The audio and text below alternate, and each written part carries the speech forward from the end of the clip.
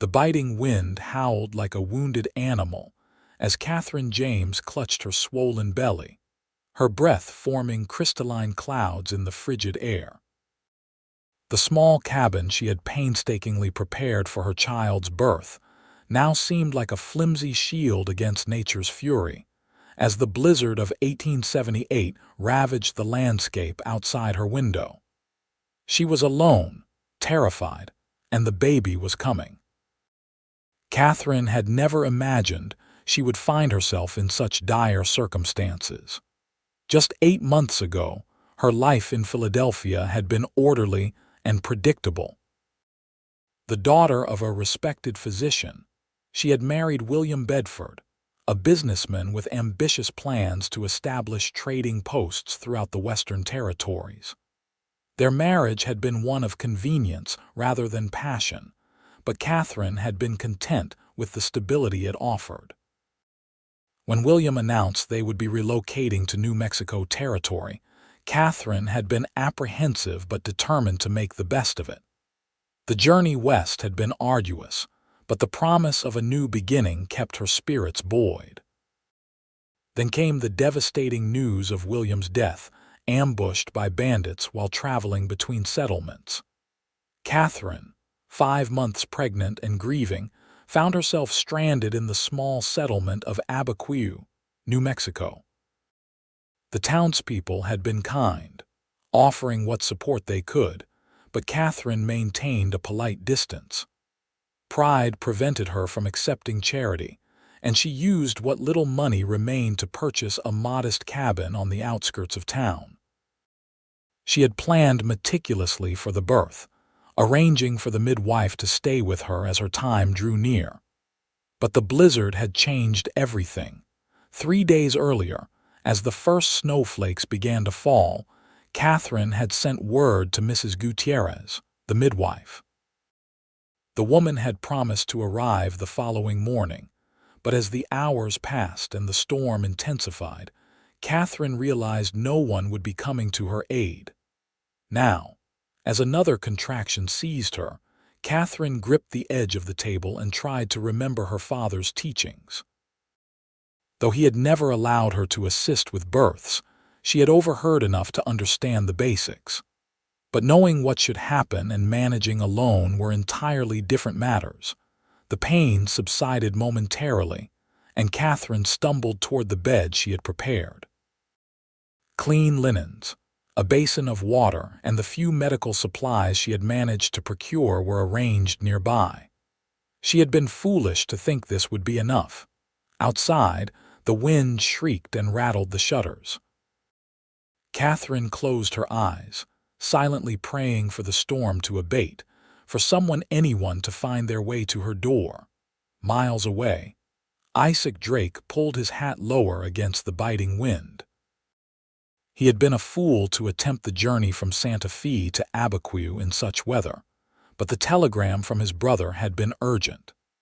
Their cattle ranch outside Abiquiu had suffered damage in an earlier storm, and every day of delay meant potential losses they couldn't afford.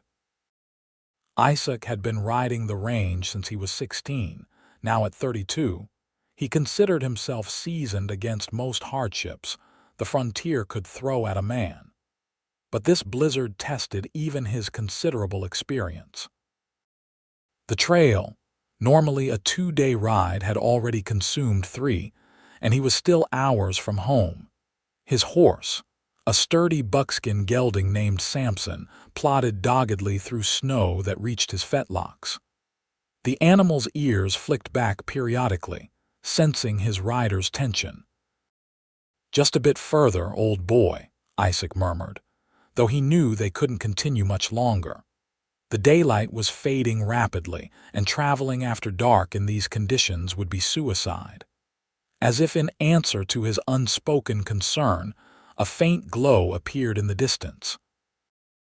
Isaac squinted against the swirling snow. It was definitely a light, perhaps a homestead where they could seek shelter until morning. He guided Samson toward the light, relief washing over him as a small cabin came into view. Smoke curled from the chimney, promising warmth within.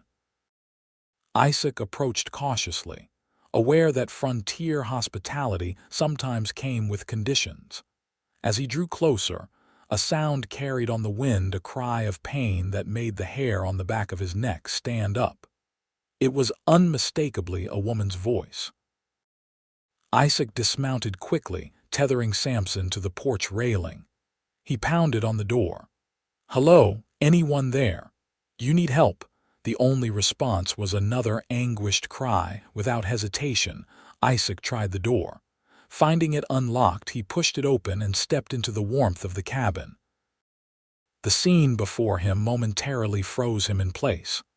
A young woman lay on a bed across the room, her face contorted in pain, hands gripping her swollen belly.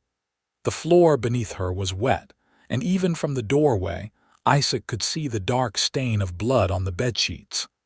"Madam." "Are you?" He stopped, the question absurd given her obvious condition.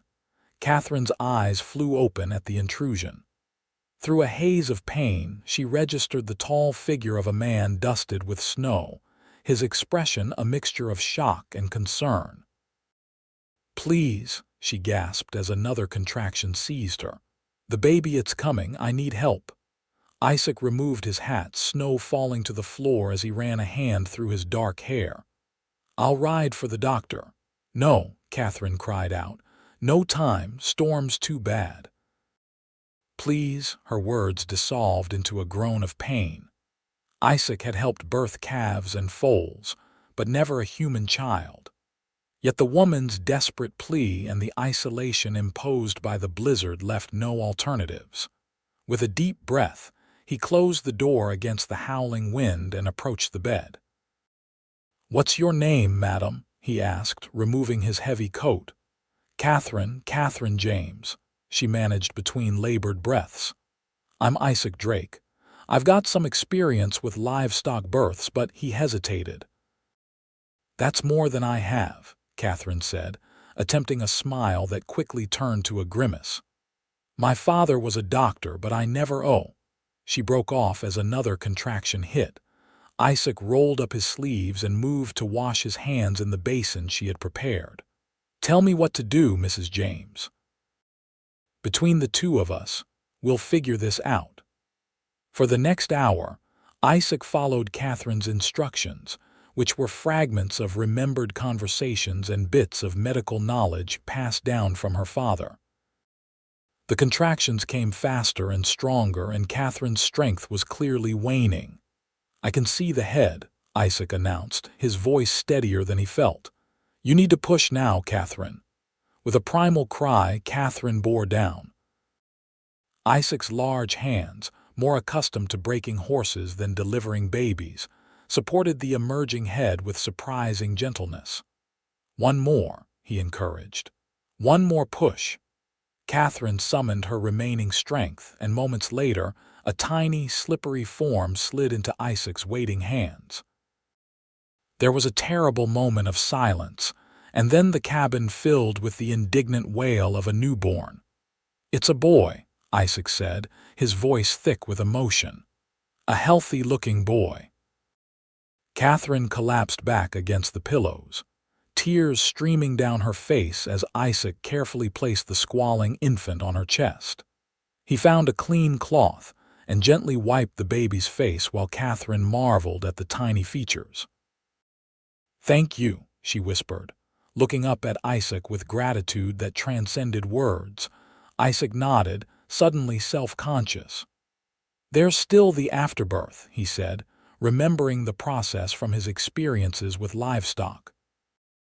Once that task was completed, Isaac helped clean up while Catherine nursed her son for the first time. The intimacy of the moment made him avert his eyes, busying himself with stoking the fire and preparing some broth he had found simmering on the stove. "You saved our lives," Catherine said as he brought her a cup of the warm liquid. "I don't know how I can ever repay you." Isaac shook his head. "No need for repayment. Anyone would have done the same." He glanced toward the window where the storm continued unabated. "I'll need to impose on your hospitality until the blizzard passes, if that's all right with you." "Of course," Katherine replied, her eyes still fixed on her son's face. "Without you, neither of us might have survived the night." Isaac settled into a chair near the fire, exhaustion seeping through his body. He watched as Katherine whispered to her newborn, her face transformed by a love so pure it made his chest ache. He had never been one for sentimentality, but something about the scene, perhaps the contrast of new life against the backdrop of the deadly storm, moved him deeply. "Have you thought of a name for him?" Isaac asked softly. Katherine looked up, as if remembering his presence. "William, after his father," she said, and then hesitated. "But perhaps as a middle name, I think I'll call him Thomas William James." "A fine name," Isaac nodded. "Does his father live nearby? Should I try to get word to him when the weather clears?" A shadow crossed Katherine's face. "His father is dead, killed by bandits 6 months ago on the road from Santa Fe." Isaac's expression softened.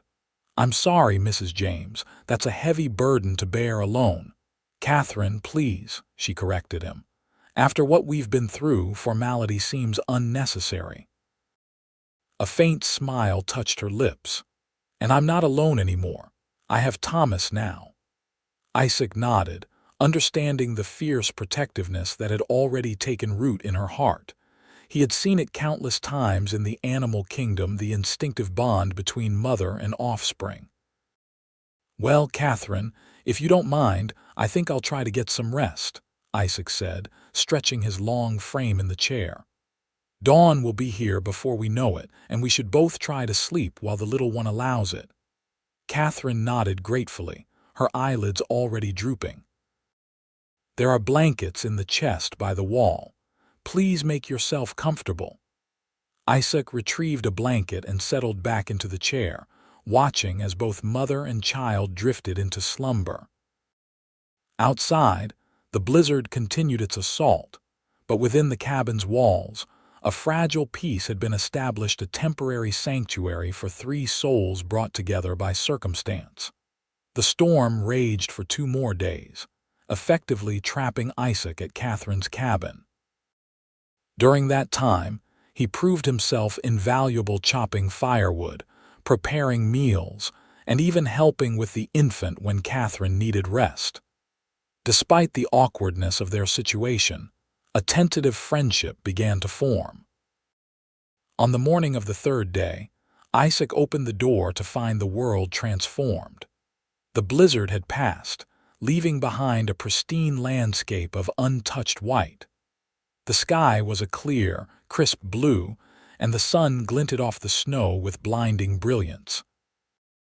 "Looks like I'll be able to make it to my brother's ranch today," Isaac announced as he returned inside, stamping snow from his boots. "I can send the doctor back to check on you and Thomas if you'd like." Katherine looked up from where she sat nursing the baby, a flicker of something like disappointment crossing her face. "Yes, that would be kind, though we seem to be doing well enough." Isaac busied himself gathering his belongings, inexplicably reluctant to leave. "Where is your family, Katherine?" "Surely you don't intend to remain here alone with a newborn?" Katherine's expression grew distant. "My parents are both deceased. I have a sister in Boston, but we aren't close. My husband's family never approved of our marriage. There's no one to return to." Isaac frowned. "But you can't stay here by yourself, not with winter setting in and a baby to care for." "I managed before," Katherine said with a lift of her chin. "I'll manage now." Isaac recognized the pride in her voice. It was the same stubborn independence that had driven him west years ago. But he also understood the practicalities she was facing. "My brother's ranch is about 10 miles north of here," he said after a moment. "We've got a big house, more room than we need. His wife, Sarah, would welcome the company of another woman, especially one with a baby. They lost their own child last spring." Katherine's expression softened at this. "I'm sorry for their loss, but I couldn't impose." "It's not an imposition," Isaac interrupted. "It's practical. You need help at least until spring. By then, you can decide your next steps." Katherine looked down at Thomas, considering. The past few days had shown her the reality of caring for an infant alone. Simple tasks like preparing meals or fetching water had become complicated endeavors with a newborn requiring constant attention. "I don't accept charity," she said finally, meeting Isaac's gaze. "Then earn your keep," he replied pragmatically. "Sarah could use help with household management. She's been running herself ragged trying to keep up with the cooking and accounts while dealing with her grief." Katherine pondered this. The arrangement did make practical sense, and the thought of facing the remainder of winter alone with Thomas was daunting. Still, she hesitated. Your brother and his wife might not welcome strangers thrust upon them without warning. "Robert and Sarah are good people," Isaac assured her. "And after the story of how Thomas came into the world, I doubt they'll consider you strangers for long." He grinned, revealing a dimple in his left cheek that Katherine hadn't noticed before. She found herself smiling in return. "Very well, Mr. Drake. If your family is willing, Thomas and I would be grateful for shelter until spring." "Isaac," he corrected her, echoing her earlier sentiment. "After what we've been through, formality seems unnecessary." 2 days later, after the doctor had confirmed that both Katherine and Thomas were healthy enough to travel, Isaac returned with a wagon adapted for winter travel. He had lined the bed with hay and blankets, creating a snug nest for Katherine and the baby. The journey to the Drake Ranch took several hours, with Isaac stopping frequently to ensure his passengers were comfortable.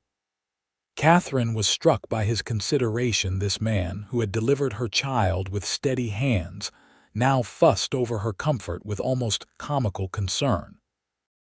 As they approached the ranch, Katherine's nervousness returned. What if the Drakes resented her presence? What if she couldn't fulfill whatever expectations they had? The ranch house came into view, a substantial 2-story structure built of timber and stone, with smoke curling invitingly from multiple chimneys. Several outbuildings and corrals dotted the property, and even under snow, Katherine could tell it was a well-maintained operation.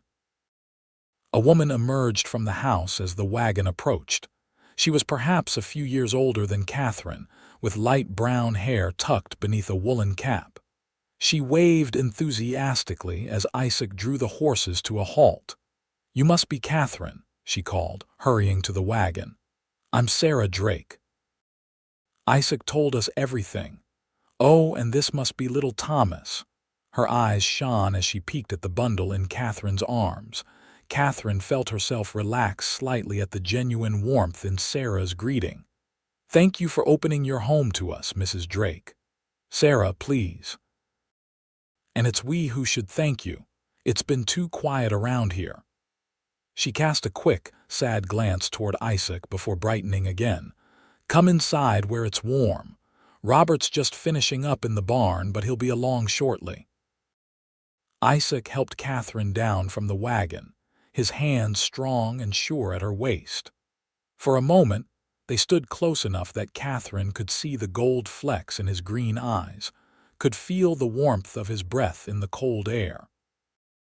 Something shifted between them, a recognition of the bond forged in that storm-lashed cabin. Sarah, oblivious to the charged moment, ushered them toward the house, chattering about the room she had prepared and the cradle Robert had pulled from storage. Isaac followed with Katherine's trunk, his expression thoughtful. The interior of the Drake home was comfortable without being ostentatious. A large fireplace dominated the main room, with well-worn furniture arranged for conversation. Bookshelves lined one wall, and Katherine noted with pleasure the variety of volumes on display. "Isaac mentioned you're from back east," Sarah said as she showed Katherine to a bedroom on the first floor. "Philadelphia, was it?" "Yes," Katherine confirmed, settling Thomas in the wooden cradle that had been placed near the bed. "Though I was born in Boston, My father was a physician. Sarah's eyebrows rose with interest. A doctor's daughter. No wonder you had some idea of what to do during the birth. Though from what Isaac tells me, it was a near thing for both of you. Katherine glanced toward the doorway where Isaac lingered. He's being modest. Without his help, I doubt either Thomas or I would have survived. Isaac shifted uncomfortably under her gaze. Anyone would have done the same. Not anyone, Katherine said softly. Not everyone would have known what to do or kept their composure. A heavy tread in the hallway announced the arrival of Robert Drake. He appeared in the doorway beside his brother, removing his hat to reveal hair a shade lighter than Isaac's but with the same strong jawline. He was broader through the shoulders, with the solid build of a man who worked hard for his living. "Mrs. James," he greeted Katherine with a slight nod. "Welcome to our home. Isaac has told us of your ordeal. You'll be safe here until you decide your next steps." Katherine was struck by the similarity in the brothers' directness. "Thank you, Mr. Drake. I promise we won't be a burden." Robert's stern expression softened. "A woman and child are never burdens, Mrs. James. They're reminders of why we work so hard in the first place." Something in his tone spoke of personal loss, and Katherine recalled what Isaac had shared about the Drake's own child. Sarah touched her husband's arm gently. "I've put a stew on for supper. Why don't you men see to the horses while I help Katherine get settled?" The brothers nodded and withdrew, though Isaac lingered a moment longer than necessary, his gaze meeting Katherine's briefly before he followed Robert. "Isaac seems different," Sarah remarked once the men had gone. "Lighter somehow. He's been carrying so much since returning from the war." She arranged Katherine's few belongings in the dresser as she spoke. "The war?" Katherine asked, surprised. Isaac had mentioned nothing of military service during their time together. Sarah nodded. "He served with the Union cavalry, came back changed, as most did. Robert says he used to laugh more before." She shook her head as if dispelling melancholy thoughts. "But since he rode in with news of you and the baby, I've seen glimpses of the old Isaac." Katherine wasn't sure how to respond to this revelation. The man who had helped her through childbirth had seemed so capable, so present in the moment. It was difficult to imagine him haunted by war memories. "He's a good man," Sarah continued, misinterpreting Katherine's silence. "Both Drake brothers are. You and your son will be well protected here." "I'm grateful," Katherine said simply. "More than I can express." Sarah smiled, reaching out to straighten the blanket around the sleeping Thomas. "Having a baby in the house again is thanks enough. Now, let me show you where everything is before supper." The days quickly fell into a routine at the Drake Ranch. Katherine, determined to earn her keep, took over many of the household accounts, discovering she had a talent for organization that complemented Sarah's more casual approach to management. Sarah, in turn, shared her knowledge of frontier cooking and household remedies, skills Katherine had never needed in her previous life. Thomas thrived in the stable environment, growing stronger each day. All three adults doted on him, but it was Isaac's interaction with the infant that most surprised Katherine. The tall cowboy, who moved with such confidence among horses and cattle, handled Thomas with a gentleness that made her heart ache. One evening, about 3 weeks after their arrival, Katherine entered the main room to find Isaac walking the floor with Thomas cradled against his shoulder, humming softly. The baby, who had been fussy all afternoon, was sound asleep, one tiny hand clutching Isaac's shirt. "How did you manage that?" Katherine whispered, amazed. "I've been trying to settle him for hours." Isaac looked up, a smile playing at the corners of his mouth.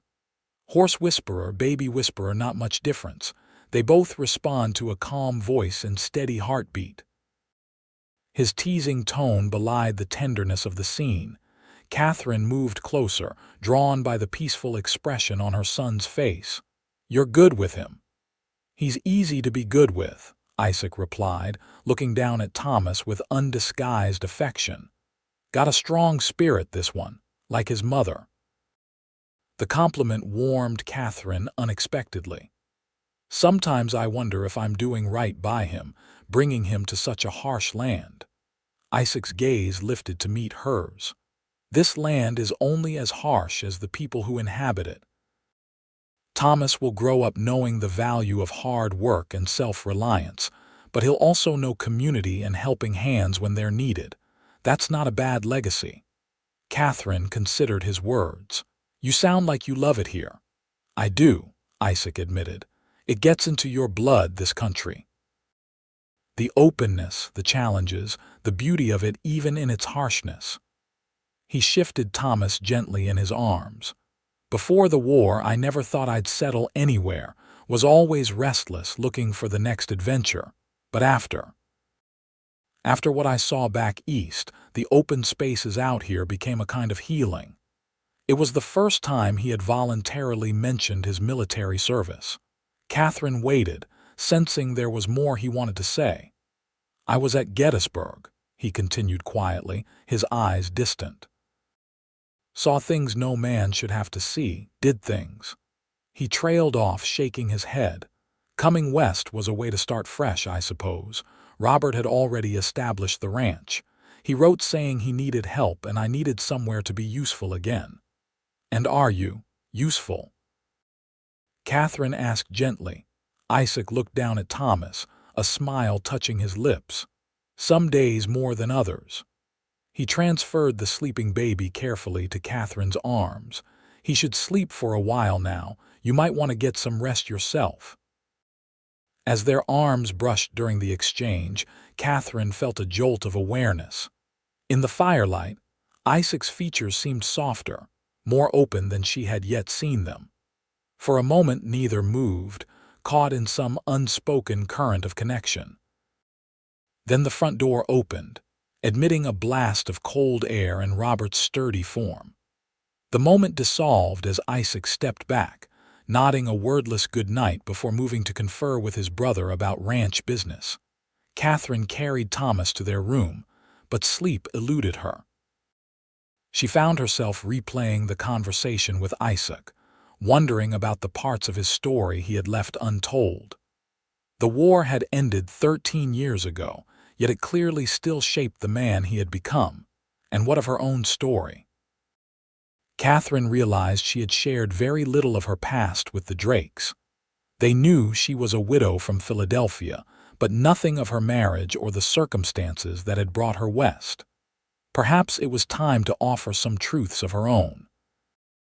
The opportunity came the following afternoon when she found herself alone with Sarah in the kitchen, preparing supper while the men were out checking fence lines damaged in the recent storms. "May I ask you something personal?" Katherine ventured as she kneaded dough for biscuits. Sarah looked up from the stew she was stirring. "Of course, we're practically family now." The casual inclusion warmed Katherine. "How did you and Robert meet? I realize I know very little about your history." Sarah smiled, the expression softening her practical features. "I came west as a mail-order bride, if you can believe it. My family in Minnesota had fallen on hard times after the war, and I had few prospects. A friend showed me an advertisement from a rancher in New Mexico Territory seeking a wife." She laughed softly. "I was terrified the whole journey, convinced I was making a terrible mistake." "But you weren't," Katherine prompted. "No," Sarah agreed. "Robert was a good man, honorable, hardworking. The love came later, but it came strong." She stirred the stew thoughtfully. "What about you and your husband?" "Isaac mentioned he was killed by bandits." Katherine nodded, her hands continuing their rhythmic work on the dough. "William was a businessman. We married because it made sense. His family had connections.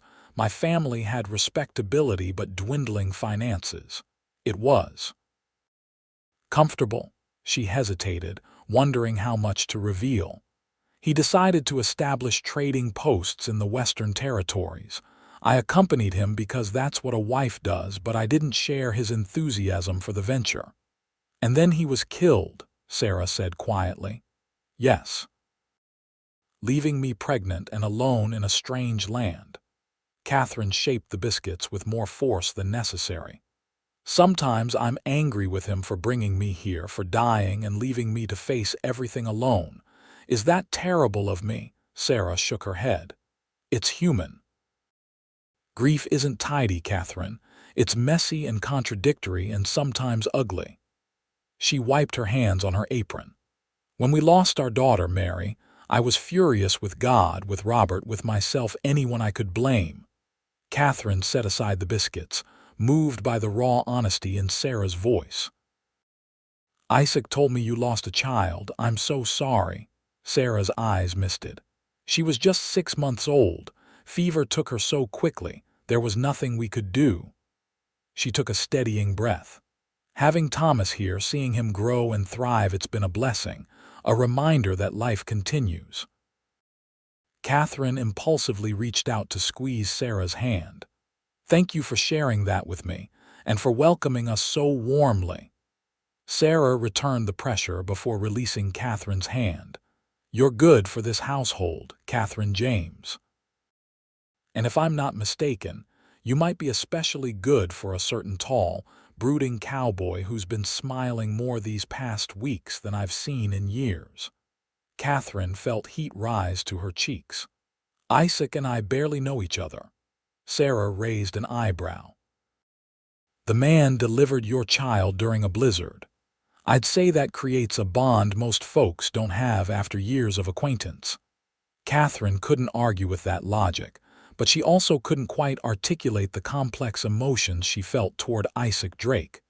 Gratitude, certainly. Respect for his competence and kindness. And yes, perhaps something more, a flutter of awareness when he entered a room, a lingering warmth when their hands accidentally touched. But she was still in mourning, still adjusting to motherhood, still uncertain of her place in this new world. Whatever might be growing between her and Isaac would need time and space to develop naturally, if at all. I'm not looking for romance, Katherine said finally. My focus is on providing stability for Thomas. Sarah smiled knowingly. The heart doesn't always consult with the head before it decides to care for someone. But I won't tease you further. Those biscuits ready for the oven. The conversation shifted to safer topics, but Katherine's thoughts remained tangled around Sarah's observations. Was she developing feelings for Isaac? And if so, what did that mean for her plans to establish independence? Winter settled into its rhythm of short days and long nights. February brought another blizzard, though not as severe as the one that had coincided with Thomas's birth. Still, it confined the household to the ranch for nearly a week, forcing close quarters that tested everyone's patience. On the 3rd day of confinement, Katherine entered the kitchen to find Isaac alone, attempting to cook breakfast. The sight of the tall cowboy awkwardly cracking eggs into a skillet made her smile. "Where's Sarah?" she asked, moving to take over before he could create further disaster. Isaac relinquished the spatula with obvious relief. Still sleeping. She was up half the night with that cough. "Robert's with her now," Katherine frowned. "I didn't hear her coughing. Is it serious?" "Robert doesn't think so, but he's being cautious after losing Mary." Isaac didn't need to finish the thought. They all understood Robert's protective instincts when it came to Sarah's health. "I'll check on her after breakfast," Katherine decided, efficiently salvaging what she could of Isaac's cooking attempt. "And perhaps prepare some of that honey and mustard mixture my father used to recommend for chest congestion." Isaac leaned against the counter, watching her work. "You'd have made a good doctor yourself, given the chance." The observation surprised her. "Women aren't doctors, Isaac." "Some are," he countered. "There's a female physician in Santa Fe. Dr. Elizabeth Barnes, trained back east somewhere and came west when no practice would hire her. Katherine paused in her preparations. Truly, a woman doctor practicing openly, Isaac nodded. Times are changing even out here. Slowly maybe, but changing nonetheless. The idea settled in Katherine's mind, taking root alongside other half-formed plans for her future. She had never considered medicine as a path for herself, despite growing up in a doctor's household. But the experience of Thomas's birth had awakened something in her, a recognition of her own strength and capability. Perhaps when Thomas is older, she mused aloud. Though I'd need training, and that requires money and opportunity. Isaac studied her thoughtfully. You're serious about this? I'm serious about creating a life where I don't depend on anyone's charity, Katherine clarified, placing a plate of eggs before him. Whether that's through medicine or some other means remains to be seen. It's not charity when it's family, Katherine, Isaac said quietly. The simple statement hung between them, laden with meaning.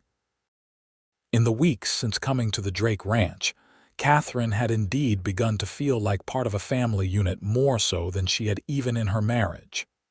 The realization was both comforting and unsettling.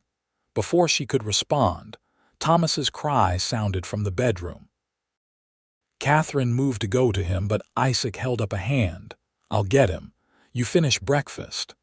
He was gone before she could protest, returning moments later with Thomas cradled expertly in his arms. Someone's hungry, I think. Katherine took her son, settling into a chair to nurse him while Isaac tactfully busied himself with his meal. The domesticity of the scene struck her suddenly, how natural it felt to share these morning moments, how easily they had fallen into patterns of mutual support. Isaac, she began hesitantly, I've been thinking about spring. He looked up, his expression guarded. What about it? I should start making plans for Thomas and myself. She stroked her son's cheek as he nursed. I'm grateful for the shelter you've all provided, but I can't impose indefinitely. Isaac's jaw tightened. Where would you go? I'm not sure yet.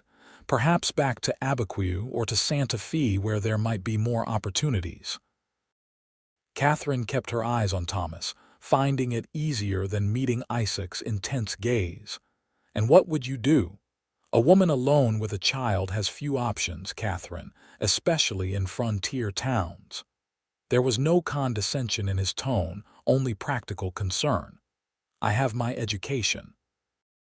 I could teach, perhaps, or use my organizational skills in a business capacity. Katherine looked up finally.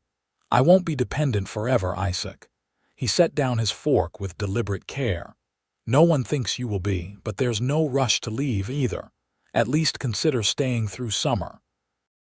The trails are still treacherous in early spring, and Thomas is thriving here.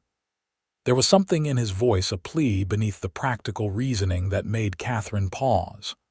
Are you asking me to stay, Isaac? The question hung between them, heavy with implication. Isaac's expression shifted, vulnerability briefly visible before his features composed themselves. Yes, he said simply.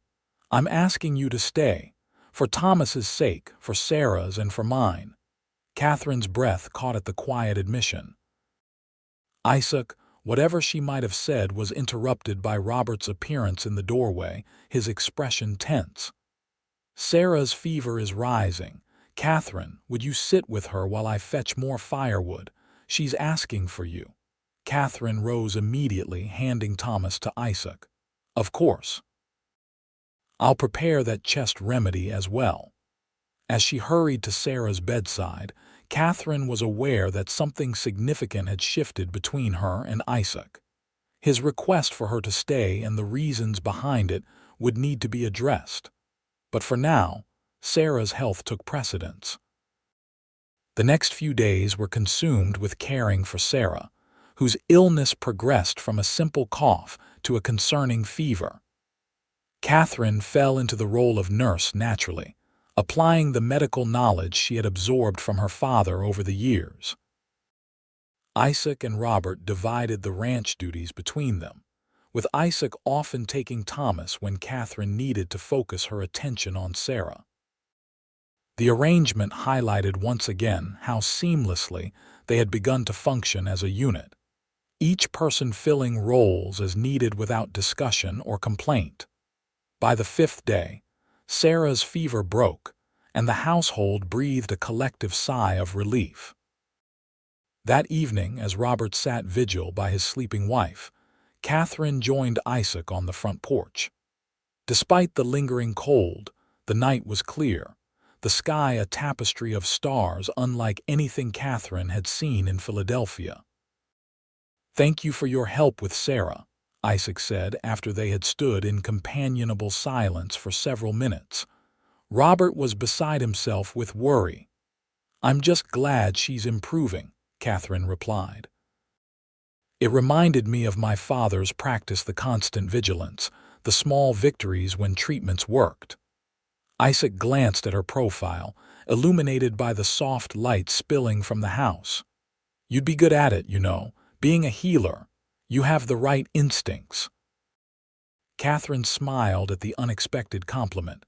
"Perhaps, though I have much to learn." "We all do," Isaac said thoughtfully. "That's the beauty of life, isn't it? Always something new to discover, skills to develop, ways to be useful." Katherine turned to face him fully. "Is that what drives you, Isaac, being useful?" He considered the question with characteristic thoughtfulness. "Partly. After the war I felt broken, like I'd lost some essential part of myself in the fighting, coming west, working the land, building something it helped restore what was damaged." "And has it been restored, I mean?" Katherine asked softly. Isaac's gaze met hers, steady and searching. "More so recently than I would have thought possible." The implication hung in the air between them. Katherine felt her heartbeat quicken, aware that they were approaching a threshold of sorts. "About what you said before," she began carefully, "asking me to stay." "I meant it," Isaac interrupted, his voice low but certain. "I know it might seem sudden or inappropriate given your recent widowhood. And I'm not asking for promises or commitments you're not ready to give. But I would like you to consider making your home here, Katherine. Not as a guest or out of charity, but because I believe you and Thomas belong here." Katherine absorbed his words, touched by their sincerity. "And where exactly would we belong, Isaac? In what capacity?" The directness of her question seemed to catch him off guard. He ran a hand through his hair, a gesture she had come to recognize as a sign of emotional honesty forthcoming. "In whatever capacity feels right to you," he answered finally. "As part of our extended family, certainly, as a valued member of this household, and perhaps in time as something more personal between us." He paused, choosing his next words carefully. "I care for you, Katherine. More than I expected to, and sooner than might be proper. But I won't pressure you or rush what needs time to grow naturally." Katherine was moved by his restraint as much as by the admission of his feelings. In Philadelphia, courtship had been a formal affair with prescribed rituals and timelines. Here on the frontier, relationships seemed to develop with the same rugged practicality that characterized all aspects of life. "I care for you too," she admitted quietly. "But I'm still finding my footing in this new life, and Thomas must be my priority." Isaac nodded, unsurprised. "As he should be. I wouldn't have it any other way." He hesitated, then added, "Just promise me you won't make hasty decisions about leaving when spring comes. Give us time to see what might be possible." Katherine considered his request. It was reasonable, and truth be told, she had already begun to question her earlier determination to leave as soon as possible. The Drake Ranch had become a home in ways her Philadelphia house, or even her Abiquiu cabin, never had. "I promise," she said finally. "No hasty decisions." Isaac's smile in response was worth the uncertainty she still felt.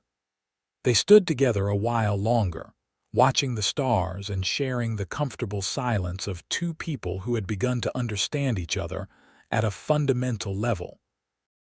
Spring arrived in fits and starts, with warm days followed by unexpected frosts that kept the land in transition. As March turned to April, the ranch came alive with new activity, calves being born, fields being prepared for planting, repairs being made to structures damaged during winter storms. Katherine found herself increasingly involved in the daily operations, not just of the household but of the ranch itself. She discovered she had a talent for organization that extended to livestock records and supply inventories. Robert, initially skeptical of female involvement in such matters, quickly came to appreciate her efficient systems. Thomas grew rapidly, a healthy, curious infant who charmed everyone he encountered. At 4 months old, he was beginning to show distinct personality traits, a determined streak Katherine attributed to his father, and an observant nature that Isaac claimed came from her. The relationship between Katherine and Isaac developed with similar organic growth. No formal courtship was declared, but their increasing attachment was evident in 1,000 small ways: the lingering touch when passing items at dinner, the private smiles exchanged over Thomas's antics, the evenings spent in conversation after the baby was asleep. One such evening in late April, as they sat on the porch watching the sunset paint the mountains in shades of rose and gold, Isaac broached a subject they had both been circling. "Katherine, there's something I've been meaning to ask you," he began, uncharacteristically hesitant. She turned to him, curious at his tone. "What is it?" "It's about Thomas's future, about his name." Katherine tilted her head questioningly. "His name?" Isaac nodded, his expression serious. "He carries your husband's name as his middle name and your family name as his surname. That's as it should be. There, his heritage." "But," Katherine prompted, sensing more to his thoughts, "but I've been thinking about what happens as he grows older. Children can be cruel about such things, and questions will arise about his parentage." Isaac's hands, usually so steady, fidgeted slightly. "I was wondering if you'd consider allowing me to adopt him legally, to give him my name along with the ones he already bears." The request took Katherine by surprise. "Isaac, that's significant, I know," he acknowledged. "And I'm not suggesting it lightly. I've come to love him as my own, Katherine. From the moment he was born, through these months of watching him grow, he feels like my son in all the ways that matter." Katherine's throat tightened with emotion. "And what would this mean for us? For you and me?" Isaac met her gaze directly. "It would mean whatever you want it to mean. I won't pretend my feelings for you aren't involved, but Thomas's welfare is a separate consideration. Even if you never return my affection, I would still want to provide him with a father's protection and name." The selflessness of the offer moved Katherine deeply. William had been excited about the idea of a child, particularly a son, to carry on his business endeavors, but his interest had been primarily dynastic rather than personal. Isaac's devotion to Thomas stemmed from genuine love, with no expectation of reciprocal benefit. "You truly mean that, don't you?" she said softly. "You would claim him as yours regardless of my decision about us?" Isaac nodded solemnly. "I would.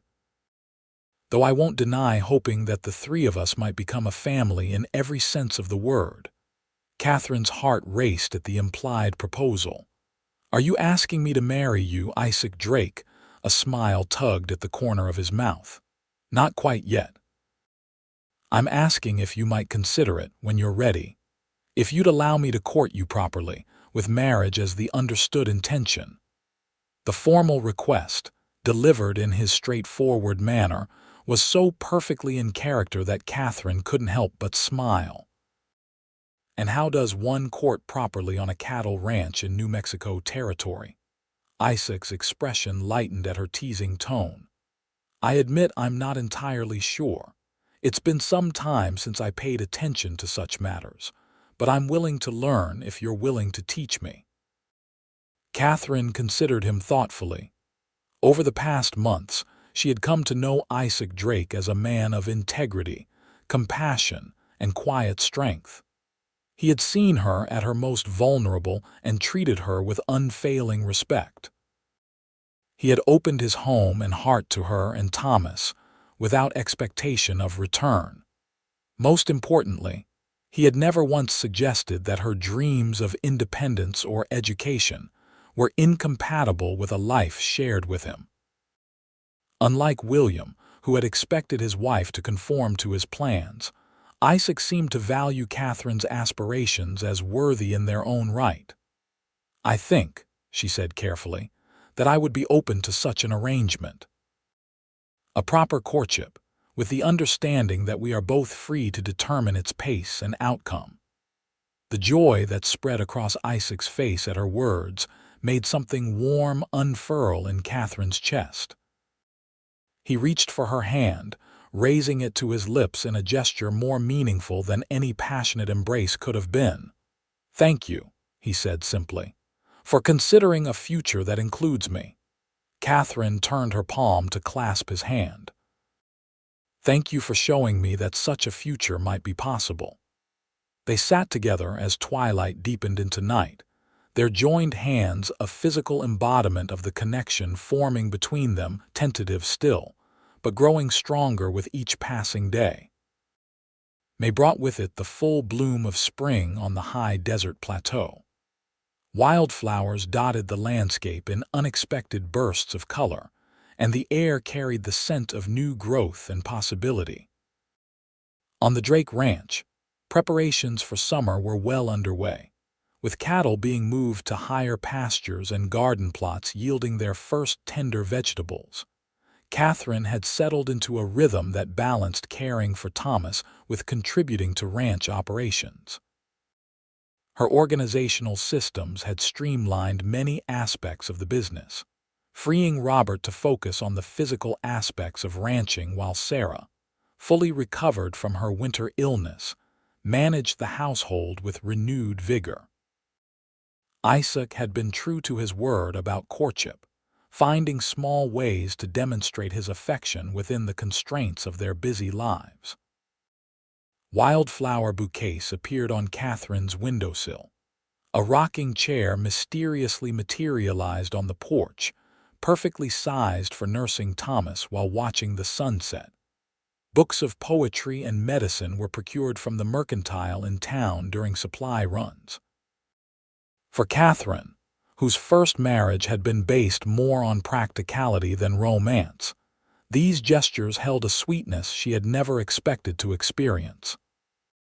She found herself responding in kind, setting aside portions of special meals just for Isaac, mending his shirts with particular care, sharing stories and memories she had kept private for years. Thomas, now approaching 5 months old, had become the center of their shared world. His first rollover, his tentative reaching for objects, his developing expressions of delight and displeasure all were celebrated as significant milestones by the entire household. One afternoon in mid-May, as Katherine sat beneath the cottonwood tree near the house, watching Thomas explore a blanket spread on the grass, Isaac approached on horseback. He had been out since dawn, checking on cattle in the north pasture, and the sight of him returning hat pulled low against the sun, shoulders straight despite hours in the saddle, sparked a now familiar warmth in her chest. He dismounted with the fluid grace of a man who had spent most of his life on horseback, tethering his mount to a nearby post before joining Katherine under the dappled shade. "How are my 2 favorite people today?" he asked, settling beside her on the blanket. Katherine smiled at the possessive pronoun, which had become natural in recent weeks. "We are enjoying the perfect weather, and Thomas has been practicing his new skill. She gestured to where the baby had managed to flip from his back to his stomach once again, earning a delighted squeal from Isaac. "Look at you, partner." Isaac reached out to tickle Thomas's belly, earning a gummy smile in return. "Soon you'll be crawling all over this ranch, getting into everything." "Don't rush him," Katherine chided gently. "I'm not ready for that level of mobility just yet." Isaac chuckled, leaning back on his elbows to study her face. "You look happy today." "I am happy," Katherine realized, somewhat surprised by the depth of truth in those simple words. "Happier than I've been in a very long time." "Good," Isaac said softly. "That's all I want, you know, for you and Thomas to be happy here." Katherine reached out to touch his hand. "We are." "You've created a home for us, Isaac. A real home." He turned his palm up to clasp her fingers. "We've created it together. That's what I want you to understand, Katherine. I don't just want to provide for you, I want to build something with you. A life, a future, a partnership." The sincerity in his voice moved her. This was so different from her arrangement with William, which had always felt like fitting herself into someone else's predetermined plan. "I think I'm beginning to understand that," she said. "And it's what I want too." Isaac's eyes brightened. "Does that mean you're considering making this arrangement permanent?" "Because I should warn you, I'm growing more attached every day, and soon I might start making a nuisance of myself with proposals at inconvenient moments." Katherine laughed, the sound carrying on the spring breeze. "Is that your idea of proper courtship? Random proposals until I surrender out of exhaustion?" "If that's what it takes," Isaac replied with mock seriousness. "Though I had hoped charm and devotion might be more effective." "They are certainly having an effect," Katherine admitted, feeling a blush rise to her cheeks. Isaac's expression sobered. "I love you, Katherine. I think I have since that night in the blizzard, watching you fight to bring Thomas into the world with such courage. I know it might be too soon for you to feel the same, but I wanted you to know where I stand." The declaration, though not entirely unexpected, still caught Katherine off guard with its directness. She had been so careful with her emotions since William's death, worried about dependence, about rushing into decisions out of need rather than choice. But what she felt for Isaac had grown organically over months of shared experiences and deepening trust. "It's not too soon," she said quietly. "I love you too, Isaac. Not just for what you've done for us, but for who you are, for your kindness and your strength and your patience." The joy that spread across his face at her words was like sunrise breaking over the mountains, gradual, then all at once brilliant. He reached out to cup her cheek, his touch reverent. "May I kiss you, Katherine James?" The formal request, so characteristic of his respect for her boundaries, made her smile. "Yes, Isaac Drake, you may." He leaned forward slowly, giving her time to change her mind, before pressing his lips to hers in a kiss that began gently but quickly deepened with months of restrained longing. Katherine's hand came up to rest against his chest, feeling the strong, steady beat of his heart beneath her palm. When they finally separated, both slightly breathless, Thomas announced his presence with a demanding coo. Katherine laughed, gathering her son into her arms. "Impeccable timing, young man," Isaac said, ruffling the baby's fine hair. "Though I suppose we should get used to interruptions if we're going to raise children together." The casual reference to a shared future sent a thrill through Katherine. "Children, plural?" Isaac's expression turned sheepish. "I've always wanted a large family. Growing up with just Robert after our parents died felt lonely sometimes." Katherine considered this. She had been an only child until her sister was born when she was 12, too great an age difference for true companionship. The idea of Thomas having siblings close in age appealed to her. "I think I'd like that too," she admitted. "Though perhaps we should discuss marriage before we plan our entire family." Isaac's face lit up. "Does that mean you'll marry me, Katherine? Because if so, I should warn you I'm liable to ride into town right now and wake up the preacher." Katherine laughed again, the sound lighter than it had been in years. "Not today, perhaps, but soon, yes. I'll marry you, Isaac Drake." He whooped in a most undignified manner, startling Thomas, who stared wide-eyed at this unusual behavior from his normally composed caretaker. Then Isaac sobered, taking both Katherine and Thomas into his embrace. "I promise you both," he said quietly, "that I will spend every day making sure you never regret this decision." Katherine leaned into his strength, marveling at the journey that had brought them to this moment. From a desperate birth in a blizzard to a proposal under spring sunshine, it seemed like a lifetime had passed in mere months. That evening, they shared their news with Robert and Sarah, who received it with unfeigned delight. Sarah hugged Katherine tightly, whispering, "I knew it from the first moment he spoke about you." Robert clapped his brother on the shoulder. "About time you found someone to keep you grounded, Isaac. Katherine's good for all of us." The simple acceptance of their decision reinforced Katherine's growing certainty that she had found her place in this unexpected corner of the world. The path forward would have challenges. Certainly life on the frontier guaranteed that, but she would face them with Isaac beside her, Thomas in her arms, and a newfound family supporting them all. June brought preparations for both ranching operations and a wedding.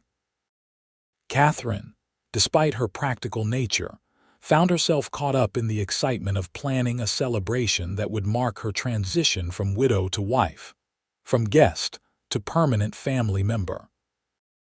Sarah threw herself into the arrangements with enthusiasm, declaring that the Drake Ranch would host the finest wedding Abiquiu had seen in years.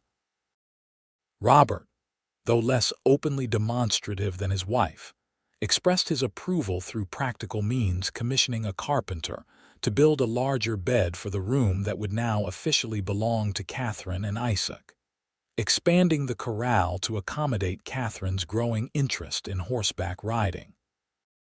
Isaac himself seemed to walk through these weeks with a perpetual smile, his natural reserve giving way to an almost boyish happiness that charmed Katherine anew each day. He took particular delight in teaching her the basics of ranching, showing the same patience with her novice mistakes that he showed with Thomas's earliest attempts at mobility. "You're a natural," he declared one afternoon, as Katherine successfully herded a small group of calves into a pen under his guidance. "Most city folk take months to develop the instinct for animal behavior." Katherine wiped sweat from her brow, pleased with his praise despite her awareness of how much she still had to learn. "I had excellent motivation to adapt quickly," she replied, nodding toward where Thomas napped in a makeshift cradle nearby, shaded by a canvas awning. Isaac's gaze followed hers, his expression softening. "He's thriving here, growing stronger every day." "As am I," Katherine said, realizing the truth of it as she spoke. The physical demands of ranch life had transformed her body, replacing the softness of her Philadelphia existence with lean muscle and endurance. She felt more capable in her own skin than she ever had before. Isaac reached out to tuck a stray lock of hair behind her ear, his touch lingering. "You know, we never properly discussed where we'll live after the wedding. I've been assuming we'd stay here at the main house, but if you'd prefer your own place, I could build something on the property." The consideration touched Katherine. "I'm happy here with Robert and Sarah. They've become family to us. Unless you'd prefer more privacy," Isaac shook his head. "I like having them close, and practically speaking, it makes the work easier to share." "Then it's settled," Katherine said, taking his hand. "We'll continue as we have been, just with more official standing." Isaac raised her hand to his lips. "And a proper bedroom door that locks," he added with a meaningful look that sent heat rising to Catherine's cheeks. The weeks leading up to the wedding passed in a blur of activity. Invitations were sent to neighboring ranches and townsfolk in Abiquiu. Sarah and Catherine rode into town to select fabric for a wedding dress, deciding on a soft blue that complemented Catherine's eyes rather than traditional white, which seemed impractical for frontier life. Catherine wrote to her sister in Boston, informing her of the upcoming marriage and extending an invitation she was fairly certain would be declined. The sisters had never been close, and the distance, both geographical and emotional, had only widened after their parents' deaths. To her surprise, a telegram arrived from her sister just days before the wedding. Congratulations, stop, unable to attend but sending good wishes, stop, letter to follow with wedding gift, stop, Margaret. The acknowledgement, though formal, represented more connection than they had shared in years. Catherine found herself unexpectedly emotional at this small bridge across the chasm of their estrangement. On the evening before the wedding, as Catherine put Thomas to bed in what would be their last night in separate rooms, Isaac knocked softly on her door. "May I come in?" he asked, unusually diffident. Catherine nodded, settling Thomas in his cradle before turning to face her soon-to-be husband. "Is everything all right? You seem nervous." Isaac closed the door behind him, producing a small package from behind his back. "I wanted to give you this privately, before tomorrow's festivities." Catherine accepted the parcel, unwrapping it carefully to reveal a small leather-bound book. Opening it, she found blank pages of fine-quality paper with a fountain pen tucked into the binding. "I know you've been keeping notes on medical treatments and remedies," Isaac explained. "I thought you might like a proper journal to record your observations, and perhaps, someday, to use in your studies." Catherine ran her fingers over the smooth pages, touched beyond words at the gesture. It wasn't merely a gift, it was an acknowledgement of her aspirations, an investment in her future beyond their marriage. "Isaac, this is—" She paused, gathering her thoughts. "This means more to me than I can express." He moved closer, taking her hands in his. "I want you to know that I meant what I said about building a life together. That includes your dreams, Catherine. If you want to pursue medicine someday, I'll support you in whatever way I can." Catherine felt tears prick behind her eyes. "Even if it means time away from the ranch." "From you and Thomas." "Even then," Isaac confirmed without hesitation, "though I admit I'd miss you terribly." Catherine reached up to touch his face, marveling at the man before her, so different from any she had known before, yet now so essential to her happiness. "I love you, Isaac Drake. And I can't wait to be your wife." His arms encircled her waist, drawing her close. "Tomorrow can't come soon enough." Their kiss held the promise of all that awaited them: passion and partnership, challenges and joys, a future shaped by mutual respect and deep affection. When they finally parted, both were breathless and smiling. "Until tomorrow, then," Isaac said, reluctantly releasing her. "Until tomorrow," Catherine echoed, watching him leave with the certainty that her life's most unexpected turn had led her precisely where she was meant to be. The wedding day dawned clear and bright, with a gentle breeze that carried the scent of wildflowers and sage across the ranch. Catherine woke early, her stomach fluttering with anticipation rather than nervousness. This marriage felt right in a way her first never had, a choice made from love rather than expectation. Sarah arrived shortly after sunrise, bearing a breakfast tray and excited energy. "Today's the day," she announced, setting down the food and immediately moving to uncover the blue dress hanging by the window. "You'll be the most beautiful bride Abiquiu has ever seen." Catherine smiled, lifting Thomas from his cradle. At 6 months old, he was alert and curious, babbling happily as she changed and fed him. "And you, young man, have a very important role today," she told him, smoothing his fine hair. "You're going to watch your mother marry the man who helped bring you into this world." Sarah's expression softened as she watched them. "It's like something from a storybook, isn't it? Born in a blizzard, delivered by a stranger who becomes your father. Thomas will have quite the tale to tell when he's older." "I hope he knows how fortunate we were," Katherine replied, remembering that desperate night with clarity that hadn't diminished with time. "Not just that Isaac found us during the storm, but that he brought us here afterward, that he gave us a home when we had none." "And now you're giving him a family in return," Sarah said. "It's a fair exchange, I'd say."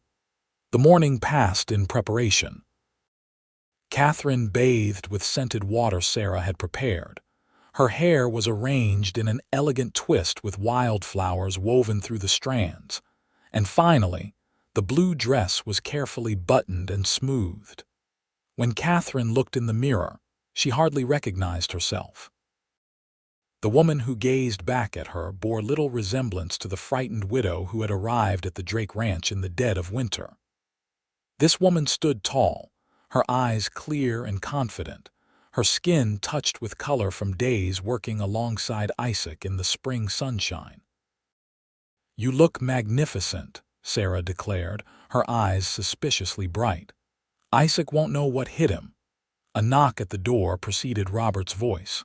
"Ladies, the guests are arriving and the preacher's here. Isaac looks like he might wear a hole in the porch floorboards with his pacing." Katherine laughed, the sound bright with happiness. "Tell him I'll be right out. I have no intention of keeping him waiting."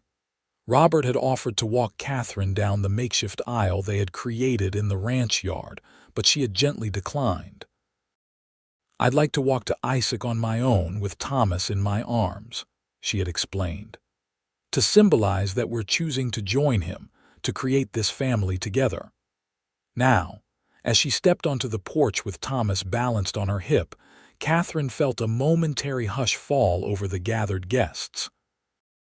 She saw neighbors from nearby ranches, townsfolk from Abiquiu who had come to know her during supply trips.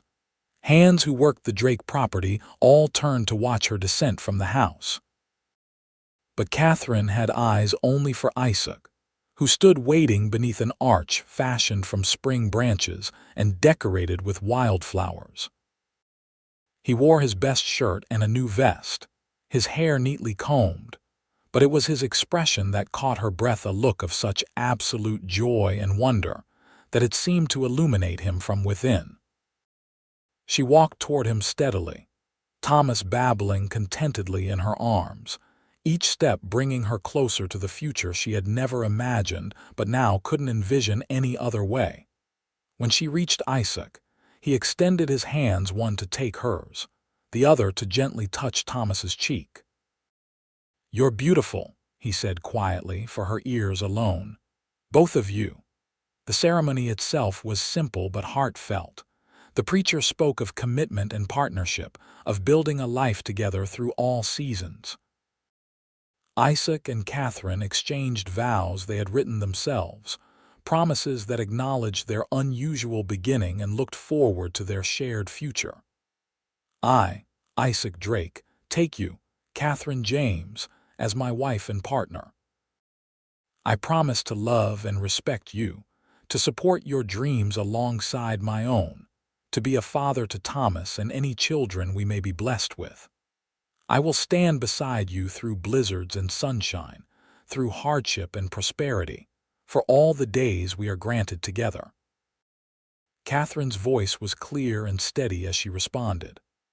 "I, Katherine James, take you, Isaac Drake, as my husband and partner.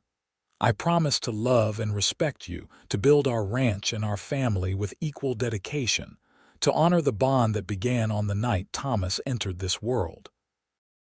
I will share your burdens and your joys, your work and your rest, for all the days we are granted together." When they were pronounced husband and wife, Isaac's kiss was tender but held the promise of passion to come. The assembled guests cheered as they turned to face them, Thomas reaching out to pat Isaac's face in what seemed like approval of the proceedings. The celebration that followed lasted well into the evening, with food and music and dancing under lantern light. Katherine found herself passed from partner to partner, as neighbors and friends offered congratulations and good wishes. Through it all, Isaac kept her in his sight, his expression one of contented disbelief at his good fortune. As the festivities wound down and guests began to depart, Katherine found herself standing beside her husband at the edge of the gathering, Thomas asleep against Isaac's shoulder. "Happy?" Isaac asked, his free arm encircling her waist. "Completely," she confirmed, leaning into his embrace. "And you, more than I ever thought possible," he said, pressing a kiss to her temple. "Though I admit I'm looking forward to the guests leaving so I can have my wife to myself." The possessive term sent a pleasant shiver through Katherine. "Your wife," she repeated softly. "I like how that sounds." Later, after Thomas had been settled in his cradle in Sarah and Robert's room for the night, an arrangement that would continue until he was a bit older, Katherine and Isaac retired to their newly prepared bedroom. The larger bed dominated the space, freshly made with linens that had been Sarah's wedding gift to them. Alone at last, they regarded each other with a mixture of desire and newfound shyness. For all their closeness over the past months, this final intimacy remained unexplored between them. "I feel strangely nervous," Katherine admitted as Isaac moved to light the lamp beside the bed. "Which is ridiculous, considering I've been married before and have a child." Isaac turned to her, his expression gentle. "There's nothing ridiculous about it. This is new for us, Katherine. And I want it to be right for you." She stepped closer, reaching up to begin unfastening the buttons at his collar. "It already is right, because it's you." Their first coming together as husband and wife was a revelation for Katherine. Where her previous marriage had involved dutiful physical relations aimed primarily at conception, with Isaac she discovered passion that matched the emotional connection they had forged. His consideration, his attention to her responses, his evident joy in her pleasure all combined to create an experience of intimacy she had never known was possible. Afterward, lying in his arms as moonlight filtered through the curtains, Katherine felt a sense of completion that went beyond physical satisfaction. This was what marriage could be. She realized a true partnership of bodies, minds, and spirits, freely chosen and joyfully consummated. "What are you thinking?"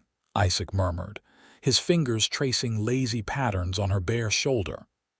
"That I never expected to find this," Katherine answered honestly. "When William died and left me alone with a child on the way in a territory I barely knew, I thought my life was effectively over. That I would simply exist, surviving for Thomas's sake." Isaac's arms tightened around her. And now, Katherine shifted to look up at him, taking in the beloved features of the man who had become her husband. "Now I feel like my life is just beginning, our life together." His kiss sealed the sentiment, a promise of all the days and nights that awaited them as a family united not by convention or necessity, but by choice and love. 1 year later, Katherine sat on the porch of the Drake Ranch house, her medical journal open on her lap, as she made notes on the successful treatment of a ranch hand's infected wound. Thomas, now 18 months old and fiercely mobile, played at her feet with wooden blocks Isaac had carved for him. The sound of hoofbeats drew her attention to the trail leading from town. Isaac appeared, riding alongside the wagon driven by Robert, both men returning from a supply run to Abiquiu. "Dada," Thomas called, abandoning his blocks to toddle toward the approaching riders as fast as his little legs would carry him. Katherine rose more carefully, one hand supporting her swollen belly where their second child grew. At 7 months pregnant, she moved with deliberate grace, but her smile was radiant as Isaac dismounted and swept Thomas into the air. "There's my boy," Isaac exclaimed, settling his son on his hip before approaching Katherine. His free hand came to rest on her belly where a strong kick greeted his touch. "And how are my wife and future daughter today, daughter?" Katherine arched an eyebrow. "Still so certain it's a girl," Isaac grinned. "Just a feeling. Either way, I'll be the happiest man in the territory." He leaned in to kiss her, a gesture that had lost none of its sweetness in the year since their wedding. Robert cleared his throat from the wagon. "If you two can separate long enough, we've got supplies to unload. And a letter for you, Katherine. Looks like it's from Santa Fe." Katherine accepted the envelope with interest, recognizing the return address of Dr. Elizabeth Barnes, with whom she had been corresponding for several months. Inside was confirmation of the arrangement. They had been discussing an apprenticeship that would allow Katherine to study medicine under the female physician's guidance, beginning the following year after their new baby was old enough to travel. "She's agreed," Katherine said, looking up at Isaac with shining eyes. "I can start next summer, studying 3 days a week while you and Thomas stay at the boarding house in town." Isaac's smile reflected her excitement. "I told you she would. She'd be a fool to turn down someone with your intelligence and determination." The casual support still moved Katherine, who had grown up in a world where women's ambitions were often treated as inconvenient or inappropriate. Isaac had not only encouraged her medical aspirations, but had actively helped arrange for the family to accommodate them planning for seasonal stays in Santa Fe, adjusting ranch operations to allow his absence, even beginning to teach Thomas simple tasks that would make him feel included in the process. "It will mean changes for all of us," Katherine acknowledged, watching as Thomas squirmed to be put down so he could investigate the wagon's contents. "Good changes," Isaac affirmed, releasing their son to Robert's supervision while keeping one arm around Katherine's waist. "Our family is strong enough to bend without breaking, don't you think?"